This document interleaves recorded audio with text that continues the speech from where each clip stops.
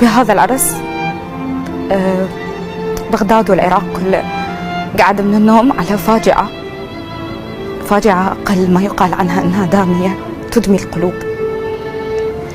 لا يعقل أنه إحنا بسنة 2023 وبعدنا ندور على أبسط إجراءات السلامة اللي الحكومة تتناسى أن تدورها بقاعة الأعراس، بالمدارس، بالمستشفيات، بالأماكن اللي نتجمع بيها بكل حب،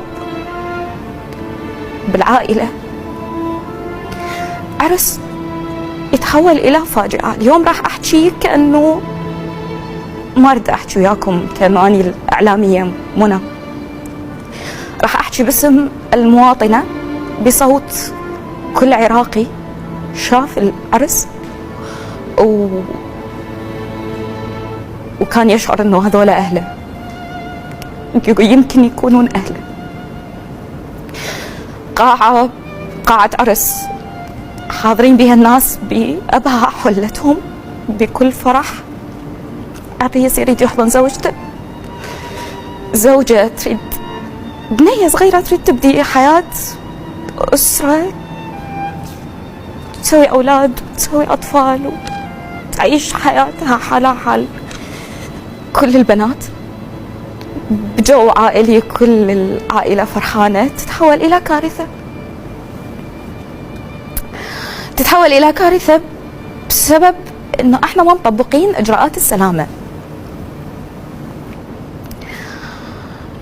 الحادثة أثبتت إنه العراقيين كلنا واحد، مسلمين، مسيحيين، أيا كنا، عرب، كرد، اتجمعنا كلنا حتى نقول إنا لله وإنا إليه راجعون.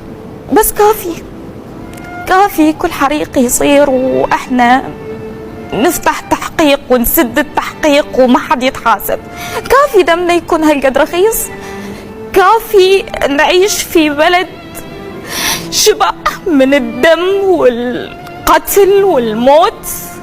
احنا كلنا نتخيل انه هذه قاعة العرس انحصرت على بشر يريدون يطلعون من عندها وهم محترقين، اللي مات محترق واللي مات بجراحات واللي مات اختناقا.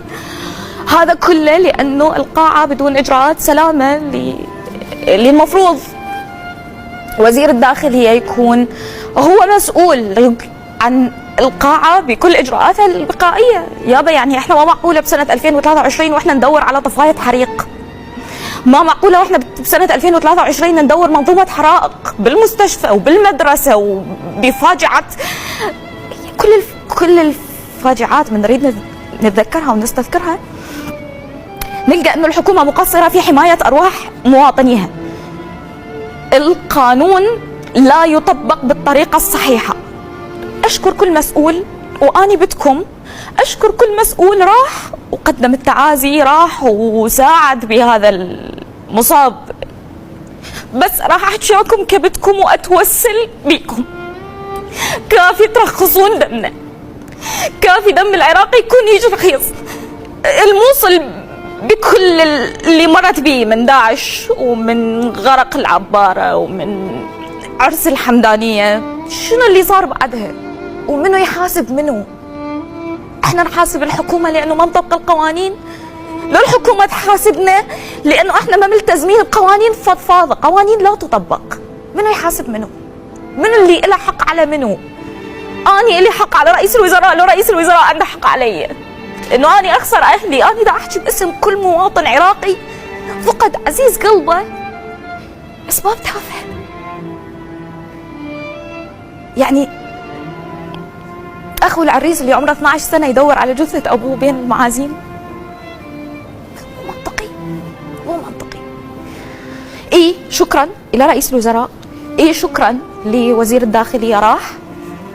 بس خلوني أحكي وياكم كمنى، وشون ما تحبون أسميكم، تاج راسي معالي الوزير، يا سيادة رئيس الوزراء، يا عمو، يا حبيبي، الله يخليكم طبقوا إجراء، خلوا القانون يمشي غصبا علينا، غصبا علينا، خلوا القانون يمشي، عاقبوا، سجنوا، بس مو إنه يروح من عندنا 1000 واحد وإحنا ما مسوين شيء.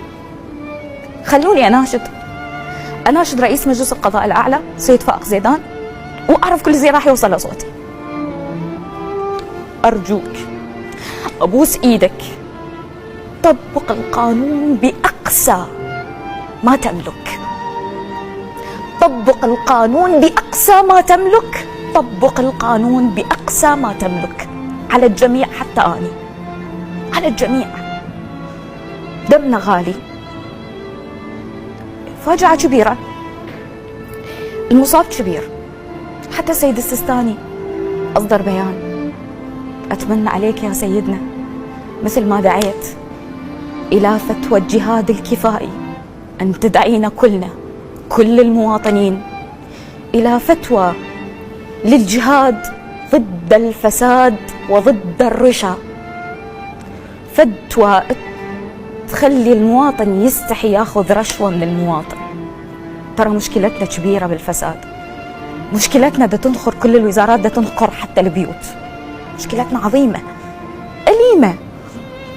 وإحنا يوميا نتفرج على مأساة بعد مأساة بعد مأساة. الموصل شبعت، موصل شبعت من داعش، غرق العبارة، وكلها تحقيقات بالأخيرة إلى لا شيء. الدم ينسى. راح أعزي ببعض آيات من الكتاب المقدس. فأنتم كذلك، عندكم الآن حزن، اي والله حزن كبير، ولكني سأراكم أيضا فتفرح قلوبكم ولا ينزع أحد فرحتكم منكم. أتمنى أن يكون اللقاء بيم الله بقلوب صافية مؤمنة. أكيد نحن مؤمنين بالأخير، مؤمنين بقضاء الله وقدره، ولكني كلي أمل أن نوقف هذه الجرائم اللي تصير كل يوم بالعراق.